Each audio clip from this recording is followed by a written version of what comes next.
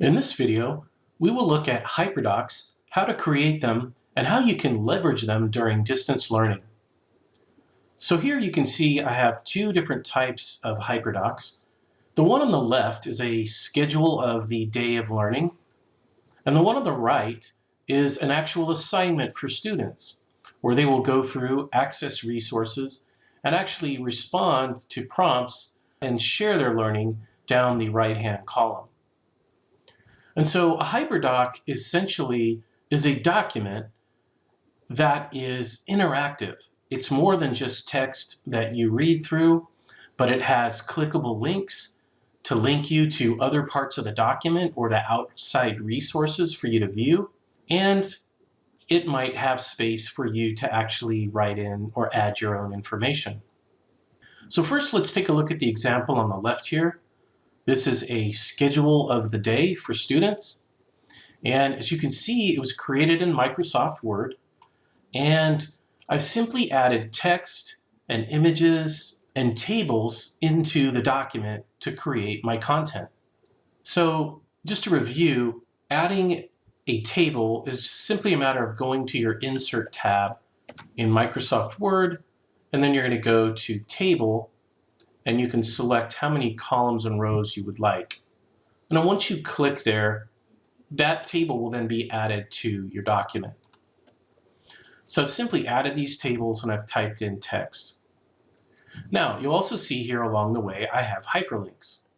So in here where I talk about my office hours, I'm explaining to my students when I'm available and how they can access or speak with me. And so here I have a hyperlink. Feel free to send me a message in the chat area. And so what I've done here is I've linked directly to the chat area of Microsoft Teams, which is the tool we use for distance learning. So my students can click here, and it will take them to the browser, and will load Microsoft Teams and load the chat area where they can begin starting a new conversation and reaching out to me to ask questions. So that's one example. Another example here in the document, we'll go down here to our math learning. So down here we have a video that we've linked to that the students can watch to learn about that math concept. So I've provided the link there. Again, they can simply click on that hyperlink and be taken to the browser and to that video that they can play back to get that learning and be able to begin working on their assignment. And so that is the concept here behind this interactive schedule for the day. This can act as a playlist of to-dos for your students. And not only just reading what they need to do, but then linking directly to those resources as well. And so you might ask, well, how did I create these hyperlinks? That is a great question. So let's go to this one. Here we have complete show what you know in assignments. And this link takes the students directly to the assignments area in Microsoft Teams. Let's go ahead and follow this. Again, loading in the browser, loading Microsoft Teams, and taking them right to the assignments area of the team. And here is their assignment. And so essentially what I did was I navigated to the assignments area. Then I came up here and I selected the URL or the website address that takes me to this page. And I can right click and copy or Control C. Then I went back to my Word document, and what I'm going to do now is go ahead and link further down in the document. You'll notice here I have a writing assignment, and I'm asking them to go to the assignment tab to access this activity. So why don't I go ahead and make this a link also? So I'll select assignment, and why don't I actually select assignment tab? So both of those words are hyperlinked. Okay, then to create my link, I can either go up to my toolbar, my ribbon, and I can go to Insert, and I can go over to link. That's one way to get there. Another way to add your link is to simply right-click on the text that you've highlighted, and you'll also have a link option there.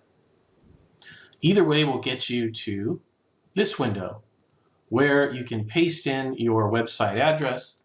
So I can right-click and paste, or Control-V.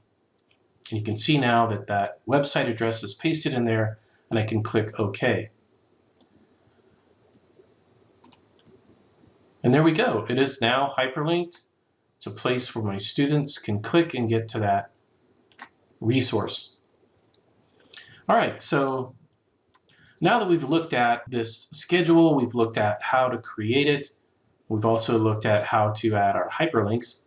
Let's go ahead and take a look at our other example, which was our assignment example here. So this is an example of a physical science activity.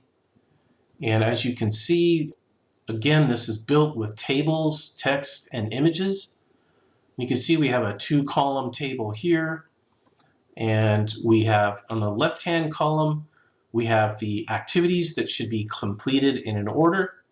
And then for each activity we complete, we're going to write down one or more new facts that we learned from this resource. And so, again, this is done in a similar way. You notice we can click here to watch a video about the discovery of the periodic table of elements. And again, I can go ahead and click that. It's going to open up in the browser and take me to that resource. All right. And on the right-hand column, this was just left blank so that the students can come in and click into these fields and begin typing their responses. So this document, in this case, would be used as an activity that you could use as an assignment. And so in this case, you would want to leave this as a Word file, and you could use it in Microsoft Teams as part of your assignment.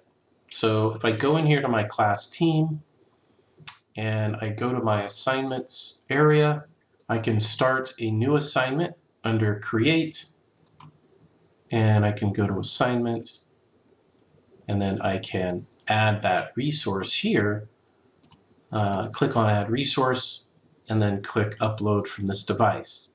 And then I'll be able to attach that Word document as the work that the students complete.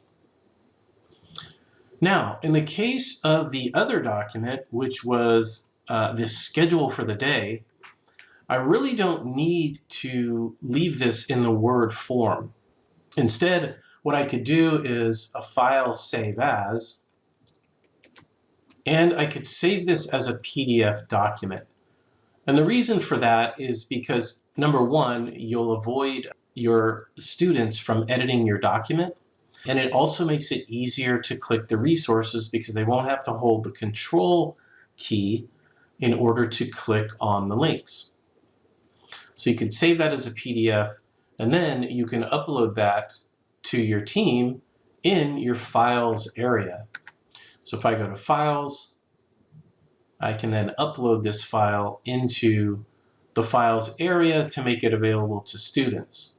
Now, we recommend putting it in Class Materials folder because anything within Class Materials is read-only to the students. So they won't be able to delete or edit those files. So I can go into Class Materials. You can see I've organized it by folders to organize each week of learning. And so I can drill into those, and then I can upload my schedule here